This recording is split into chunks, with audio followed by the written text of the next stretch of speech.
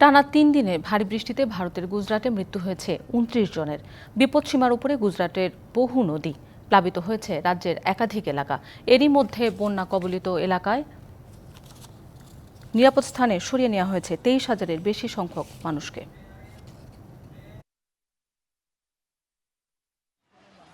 টানা বৃষ্টিতে নাজেহাল অবস্থা ভারতের রাজ্য গুজরাটে। রাজ্য জুড়ে জারি হয়েছে সতর্কতা।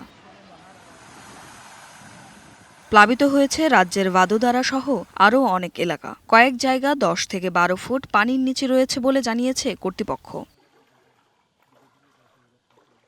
এরই মধ্যে বন্যা কবলিত এলাকাগুলো থেকে নিরাপদ স্থানে সরিয়ে নেওয়া হয়েছে ২৩,০০০-এর বেশি লোককে। এছাড়াও ১,০০০-এর বেশি আটকে থাকা লোকদের উদ্ধার করতে কাজ করছেন উদ্ধারকারীরা।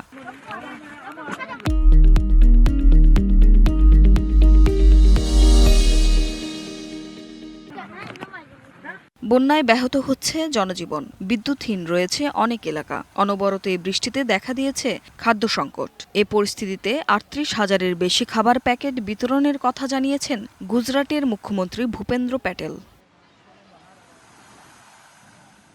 এবার গুজরাটে বার্ষিক গড় বৃষ্টিপাতের তুলনায় ১০৫% বেশি বৃষ্টিপাত হয়েছে বলে জানান রাজ্য সরকার। রাজ্যটিতে বিপদসীমার উপরে রয়েছে ১৪০টি জলাধার বাঁধ ও ২৪টি নদী।